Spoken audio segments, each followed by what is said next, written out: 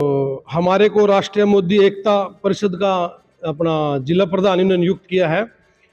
तो इस सबसे पहले तो मैं धन्यवाद करता हूं मोदी जी का, जो हमारे देश के प्रधानमंत्री जी हैं। सबसे पहले तो मैं उनका धन्यवाद करता हूं। और जो हमारे गृह मंत्री जी हैं अमित शाह जी, उनका धन्यवाद करता हूं। जो हमारे राष्ट्रीय अध्यक्ष हैं नड्डा जी, उनका धन्यवाद करता हूं। और साथ में जो हमारे हरियाणा के मुख्यमंत्री नायब सैनी जी हैं, जिन्हों के प्रयासों से ये आशीर्वाद हमारे को मिला है, उनका धन्यवाद करता हूं मुख्यमंत्री जी का, नायब सैनी जी का। और साथ में जो हमारे सेंटर में मंत्री जी हैं, कैबिनेट मंत्री जी हैं, नौलाल खट्टर जी जो ऊर्जा मंत्री हैं, उनका भी बड़ा बड़ा धन्यवाद करता हूं। उनके प्रयासों से मेरे को जिला प्रेसिडेंट बनाया गया है। और साथ में हमारे कैबिनेट मंत्री अनिल विज जी का भी बहुत बड़ा बड़ा धन्यवाद। और मैं साथ में अपने कंवरपाल जी का धन्यवाद करता हूं, जो हमारे पूर्व कैबिनेट मंत्री रहे। और साथ में हमारे जिला प्रधान हैं जो सपरा जी, उनका धन्यवाद करता हूं। और हमारे जो पूर्व विधायक बलवंत जी हैं, जो पार्टी के लिए बहुत मेहनत करते हैं और दिन रात पार्टी का प्रचार करते हैं, मैं उनका भी धन्यवाद करता हूं।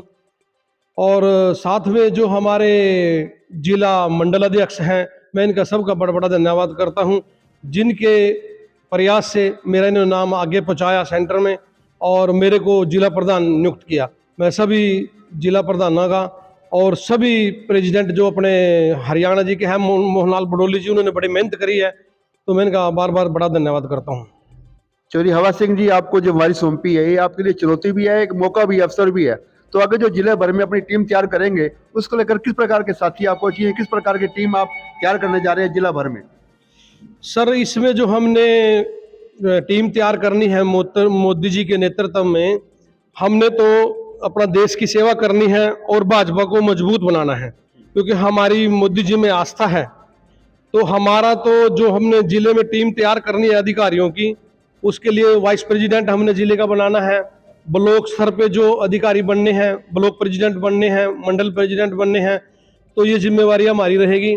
जो भी हम इसमें अपने नेतृत्व में जो भी हम टीम तैयार करेंगे, हमने वो टीम चाहिए जो देश के लिए मर मिटे और मोदी का प्रचार ज्यादा से ज्यादा करें। हमारी बीजेपी जो है पार्टी आगे से आगे ज्यादा बढ़े, और हम तो यही कामना करते हैं कि हमारे जो मोदी जी हैं, प्रधानमंत्री, जो देश के यशस्वी प्रधानमंत्री हैं, 60 साल तक वो राज करें। हमारी तो यही दुआ उनके साथ है। हरियाणा के मुख्यमंत्री नायब सैनी जी हैं, आपके बहुत नजदीकी मित्र हैं, आपके उन्हें आना जाना भी है। तो किस प्रकार की सरकार इस समय हरियाणा में चल रही है उनके नेतृत्व में? देखो जी, नायब सैनी जी ने तो सबको स्वीप कर दिया, पूरी टीम, पूरी पार्टियों को आउट कर दिया। और आने वाले जो 15-20 साल और अभी अपना मुख्यमंत्री जी के नेतृत्व में सरकार चलेगी, अपना नायब सैनी जी के नेतृत्व में सरकार चलेगी। और जिस हिसाब से ये कार्य कर रहे हैं, विकास के कार्य कर रहे हैं, तो बहुत सराहनीय कार्य कर रहे हैं। हम उनका बड़ा बड़ा धन्यवाद करते हैं। बहुत टाइम के, बहुत समय के बाद ऐसा मुख्यमंत्री मिला जो 36 बिरादरी को साथ लेके चलते हैं, सारी बिरादरी की बात मानते हैं, हर बिरादरी को सम्मान देते हैं। पंच सरपंच देखो, पंचों के मानदेय बढ़ाए, सरपंचों के मानदेय बढ़ाए। और आगे अभी सीएम साहब से भी हमारी बात हुई थी, सभी सरपंचों की। मैं वाइस प्रेसिडेंट भी हूँ जिला यमुनानगर का सरपंचों का, तो उन्होंने हमारे को आश्वासन दिया है कि हम आगे आपको ज्यादा से ज्यादा ग्रांट देंगे। अब तो हमारी ट्रिपल इंजन की सरकार हरियाणा में बन चुकी है, जिसमें किसी का कोई भी दखलंदाज नहीं है सिवाय बीजेपी से।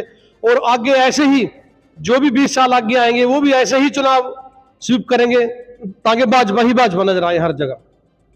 चौधरी साहब, मैं एक आपसे जानकारी चाहूंगा। मेरे विपक्ष के लोगों को एक नेताओं के साथ में मिलना जुलना है, वो हमेशा चर्चा में बात करते हैं कि इस प्रकार भाजपा की देश भर में, प्रदेश भर में और निगम के चुनाव तक में एक लहर चली हुई है। उसको लेकर आने वाले जिला परिषद के चुनाव में बीजेपी के अलावा किसी भी विरोधी दल को प्रत्याशी नहीं मिलेगा, ऐसी लहर हो जाएगी। एक तरफा जिला परिषद के चुनाव में भी बीजेपी अपना जीत का परचम आगे चलाती रहेगी। देखो जी, आने वाला जो टाइम है वो दोबारा फिर बीजेपी का है। चाहे वो जिला परिषद के चुनाव हैं, चाहे वो लोकसभा के चुनाव हैं, चाहे वो पंचायतों के चुनाव हैं, जो भी चुनाव आगे आएगा वहां तो केवल बीजेपी ही बीजेपी चुनाव जीतेगी।